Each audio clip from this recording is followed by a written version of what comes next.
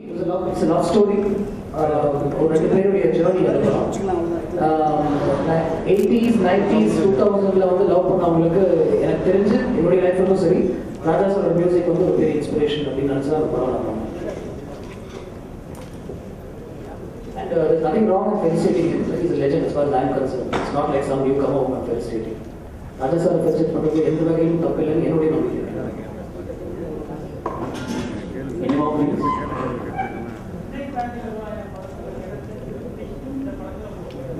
எனக்கு உண்மையிலே கிடைச்சது. இன்ஃபேக்ட் என்னுடைய பெஸ்ட் ஒர்க் அப்படின்னு ப்ரொடியூசர் இந்த படம் பார்த்துட்டு சொன்னார். அவர் தான் வினிதாண்டி வருவாயோட ப்ரொடியூசர். வினிதாண்டி வருவாயா யூஸ்வலாக என்னுடைய எல்லா படங்களும் நான் ஃபர்ஸ்ட் காப்பி பார்க்கும்போது உண்மையிலே எனக்கு ரொம்ப பயமாக இருக்கும். இது எப்படி சேருமா, நம்ம நினச்சி பண்ணிட்டோம் இது, ஆனால் நம்ம அந்த லைனை கிராஸ் பண்ணல, அந்த ஒரு மாஸ் ஆடியன்ஸ் போய் சேருமா அப்படின்னு படம் பண்ணதுக்கப்புறம் தான் நான் பயப்படுவேன். படம் பண்ணும்போது நான் பயந்தே இல்லை தெரியும். இந்த படம் ஆனால் நான் ஃபர்ஸ்ட் காப்பி பார்க்கும்போது ரொம்ப திருப்தியாக இருக்கும். உண்மையிலே இது வந்து கண்டிப்பாக ஒரு லவ் பண்ணுறவங்க மட்டும் இல்லை, இந்த எக்ஸ்பீரியன்ஸ் அனுபவிச்சவங்க மட்டும் இல்லை, இது எல்லாருமே போய் சேரும் அப்படின்னு ஒரு நம்பிக்கை எனக்கு இருந்து இந்த படம் பார்க்கும்போது உண்மையிலே.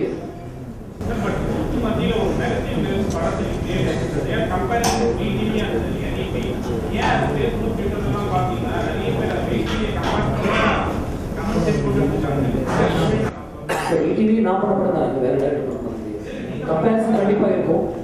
கம்பேரிசன் கண்டிப்பாக இருக்கும். எனக்கு ஆன்லைன் ரிவ்யூஸ் நான் படிக்கிறது இல்லை சொல்லியிருக்கல. பட் எனக்கு வந்து ஃபீட்பேக் யூஸ்வலாக ஒரு படம் நடிச்சு நாயகர்கள்லாம் என்னை எப்படி திட்டாங்கன்னு எனக்கு தெரியும். எனக்கு வந்து ஃபீட்பேக் என்னுடைய ஃப்ரெண்ட்ஸ் எனக்கு தெரியாத சர்க்கிள் அப்படின்னு இப்போ VTV and Vaaranam and Vinay இந்த படம் பொறுத்த வரைக்கும் எனக்கு அவ்வளோ நல்ல ஃபீட்பேக் வந்தது from film makers, from the industry.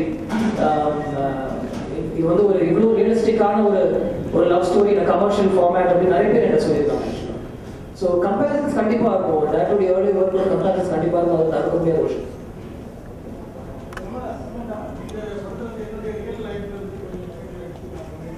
Sir, உங்களுக்கு answer. Sir, collection wise, this movie is far better than Vinay Tandura. The numbers are ரொம்ப அதிகம் Vinay Tandura, the first three collections. So இந்த mixed வந்து யூஸ்வலாக வந்து Vinay Tandura எனக்கு கேட்டால் ஏதோ ஜாஸ்தியாகவே இருக்குது. ஸோ நான் ரெண்டுமே ஃபேஸ் பண்ணிட்டேன் ஆஃப்டர் த ரிலீஸ். ஸோ இதில் வந்து சில பேர் வந்து Vinay Tandura இந்த படம் பெட்டர் படம்ன்றதும் ஃபீட்பேக் இருக்குது. சில பேருக்கு வந்து இதை விட அது பெட்டர் படம் feedback. The split is on. But anyway, collection wise is far better than me.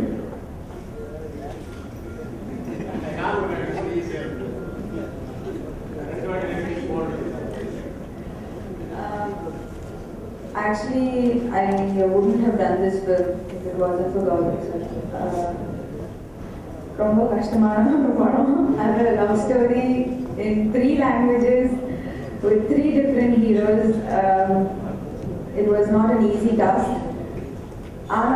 Because I was acting with such good actors, Nanu Sari, Jiva Sari, I think take-on first take illa second take la okay aidum. So எனக்கு அந்த மாதிரி ஒரு பெரிய burden எதுமே feel ஆகல எனக்கு. So also working with them was எனக்கு Nani already பழக்கம் because of Ida and Nani. And Jiva, it's not like working itself, he's always laughing. So it was a very, very good working relationship. It almost was like family. நான் வருணை பற்றி பேசலைங்க. I spoke about இப்போ ஸ்கூலில் பார்த்தீங்கன்னா like அந்த girls group அவங்க பேசுறது, boys எப்படி பார்க்குறது, அந்த மாதிரி lot of instances like that. And just family, my sister, like I've had that relationship with my cousin. So Andamari, a lot of instances has been very, very close to my real life. That's Friday மாறுங்க. இப்போ அடுத்த Friday வேற ஒரு heroine hit கொடுத்தா அவ தான் number 1. I'm really happy if that is the result. I'm extremely happy. இதுல எதுக்கு if you say that நீங்க நம்பர் 1 thank you தான் சொல்லுவேன்.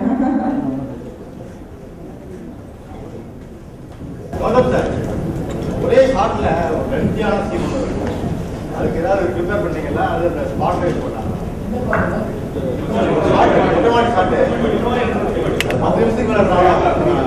வந்து ஆக்சுவலாக இன்னைக்கு வந்து அந்த மோஸ்ட் டிபேட்டட் சீன் அதுதான். டிஸ்கஷனுக்கு உரிய சீனாக இருக்கிறதுனாலே எனக்கு அது ரொம்ப பிடிச்சிருக்கு. ஏன்னா ஒரு படம் டிஸ்கஸ் பண்ணணும், பிடிச்சிருக்கு பிடிக்கல அப்படின்னு சொல்லணும். அந்த சீன் ஆக்சுவலாக வந்து நிறைய பாஸ்ட் ஃபில்ம் மேக்கர்ஸுடைய ஒர்க்கில் இன்ஸ்பயர் ஆகி பண்ண சீன் அது. படத்தில் பார்த்தீங்கன்னா 3 பிரேக்கப் சீன் இருக்குது. ஸ்கூலில் வந்து ஒரு பிரேக்கப் சீன் இருக்குது, காலேஜில் மொட்டை மாடியில் ஒரு பிரேக்கப் சீன் இருக்குது, மறுபடியும் மணப்பாடில் வந்து 2 பேரும் பெரிய மாதிரி ஒரு சீன் இருக்குது. ஸோ இந்த மற்ற 2 சீன்லையுமே பார்த்தீங்கன்னா க்ளோஸ்அப்ஸ் இருக்கும், கேமரா வந்து அவங்கள்ட்ட ரொம்ப கிட்ட போயிருக்கும், கட்ஸ் இருக்கும். ஆனால் இந்த சீனில் எல்லாமே நல்லா போயிட்டு இருக்கிற மாதிரி ஸ்டார்ட் ஆகும். அவங்க உள்ள அந்த டெரஸ் மேலே வந்துட்டு அவங்க பிரியும் போது ஒரு 7.5 minutes அந்த டைம் ஆக்சுவலாக அது ரியல் டைமில் இருக்கணும் அப்படின்னு நான் ஃபீல் பண்ணேன். கட்ஸ் இருக்கக்கூடாது. இந்த ஆடியன்ஸ் வந்து அவங்க 2 பேரும் பேசினாங்க, சந்தோஷமா இருந்தாங்க, கட்டி பிடிச்சாங்க, ஐ லவ் யூன்னு சொன்னாங்க, எனக்கு அட்மிஷன் கிடைச்சிச்சு அப்படின்னு சொன்னாரு, சந்தோஷமா இருந்தாங்க. ஆனால் அது கொஞ்சம் கொஞ்சமாக அந்த சீன் வந்து ஒரு பாசிட்டிவாக ஸ்டார்ட் ஆகி நெகட்டிவாக முடிஞ்சு சண்டை கூட அவங்க 2 பேரும் எனக்கு வேண்டாம் என்னை விட்டுன்னு சொல்லி பிரிவாங்க அந்த சீனில். ஸோ இது வந்து ஒரே ஷாட்ல இருந்தால் அந்த ரியல் டைம் வரும் அப்படின்னு நினச்சா நான் சீன் பண்ணேன். அண்ட் படம் ஃபுல்லாக அவங்க க்ளோஸ்அப்ஸ் இருக்கும்போது அவங்க பாடி லாங்குவேஜ் தான் மெயினாக தெரியணும் அப்படின்னு நான் ஃபீல் பண்ணேன். இன்ஃபேக்ட் அந்த பொண்ணு நீங்கள் பார்த்தீங்கன்னா நான் அவங்களுக்கு ஒரே ஒரு ஃபீல் வருது, ஒரு மாதிரி அடிக்டடாக நீ இருக்கணும், அவன் வந்து பேசுகிற விஷயங்கள் நான் சொல்கிற விஷயங்கள் உனக்கு புரியக்கூடாது. அவங்க பார்த்தீங்கன்னா அந்த டோஸ்லேயே நின்றுருப்பாங்க சீனில், அந்த டோஸ்லேயே நின்று ஒரு மாதிரி துடிச்சுட்டே இருப்பாங்க சீன் ஃபுல்லாக. அதெல்லாம் வந்து இப்படி போயிருந்தா அவங்களுக்கு தெரிஞ்சிருக்காது. ஸோ அந்த பாடி லாங்குவேஜ்க்காக அந்த சீன் நான் எடுத்தேன். ப்ளஸ் நான் படித்த சினிமா, நான் வளர்ந்த சினிமாவெல்லாம் பார்த்தீங்கன்னா எனக்கு வந்து மணி சார், மார்டின் ஸ்கார்செஸே 2 பேரும் இவருக்கு ரொம்ப பிடிக்கும். இருவர், குட் ஃபெல்லாஸ் போன்ற படங்கள்லாம் பார்த்தீங்கன்னா நிறைய விஷயங்கள் அவங்க வந்து சிங்கிள் ஷாட்டில் சொல்லியிருப்பாங்க. எங்கே பாடி லாங்குவேஜ் கன்வே ஆகுதோ அந்த ப்ரோக்ராம்ஸ் தேவையில்லை அப்படின்னு அவங்களுக்கு நான் கற்றுக்கிட்டேன்.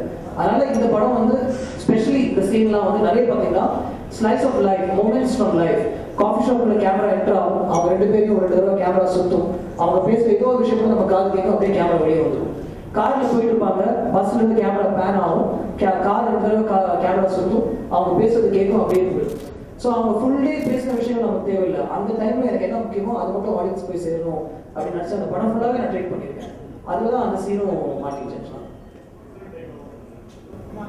அது 3 லாங்குவேஜில் எடுத்த ஷார்ட். அது ஃபஸ்ட்டு தெலுங்குல எடுத்தோம், தமிழில் வந்து ஒரு பாட்டில் கட் பண்ணி மறுபடியும் ஸ்டார்ட் பண்ணேன். அதுக்கப்புறம் ஹிந்தி ஒரு சிங்கிள் டேக் ஒரு 2 மணிக்கு ஸ்டார்ட் பண்ணி 5 மணிக்குள்ள முடிக்கணும் ஆக்சுவலாக. ப்ளஸ் 7.5 minutes சீக்வன்ஸ் அவங்க ஃபஸ்ட்டு தமிழில் ஃபுல்லாக பேசணும், தமிழ் அவங்களுக்கு தெரியும், தெலுங்கு அவங்களுக்கு தெரியாது. ஸோ தெலுங்கு மனப்பாடம் பண்ணிக்கிட்டு அவங்க மறுபடியும் அதை சொல்லணும்.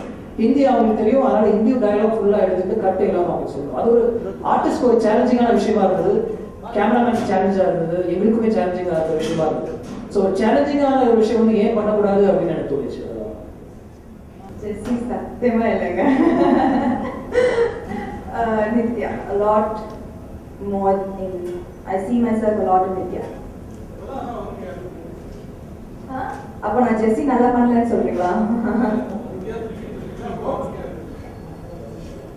ஓ பாரு விடுபாடு இல்லையா? But actually in real life characters are switched. I've always been a Varun and I've always been Nithya.